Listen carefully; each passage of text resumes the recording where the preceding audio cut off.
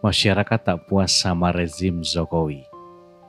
Anies Baswedan akan digandrungi. Tumbuh laksana jamur.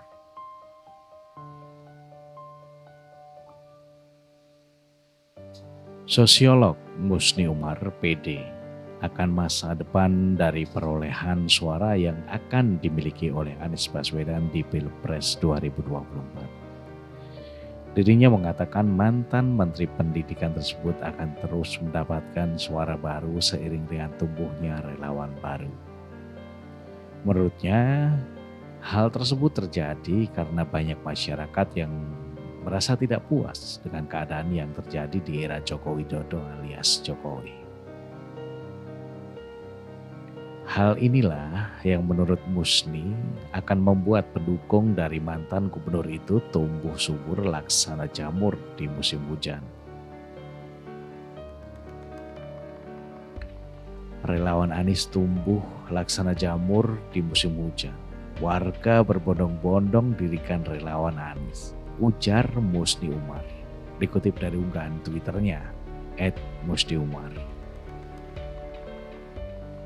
Dikatakan Musni Umar, relawan Anies yang pada umumnya non-partisipan, suka atau tidak suka, mau atau tidak mau, harus kampanyekan Anies dan parpol pendukung Anies. Menurut Musni Umar, dari berbagai diskusi kecil dengan para relawan Anies, ada 3 klasifikasikan penyebab tumbuhnya suburnya relawan Anies.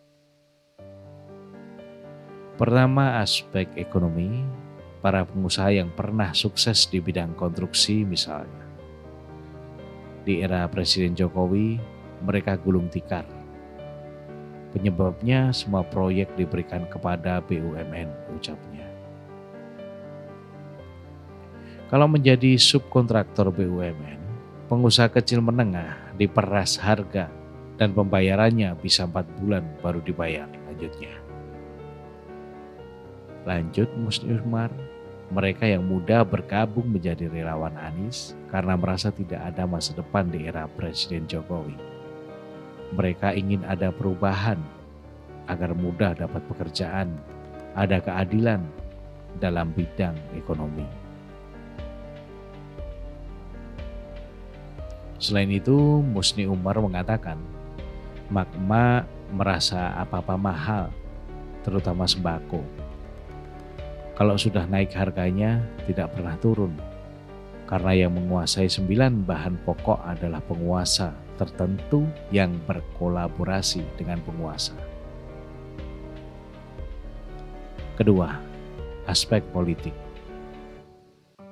Partai politik yang duduk di DPR RI seolah membebek pemerintah.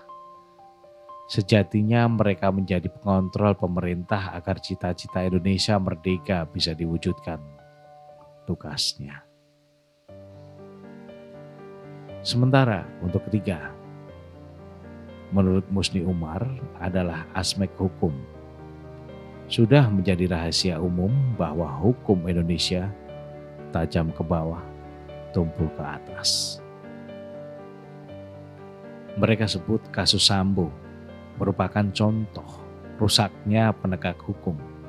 Juga kasus PT Indosuria dengan dugaan kerugian hingga 106 triliun. Divonis bebas oleh hakim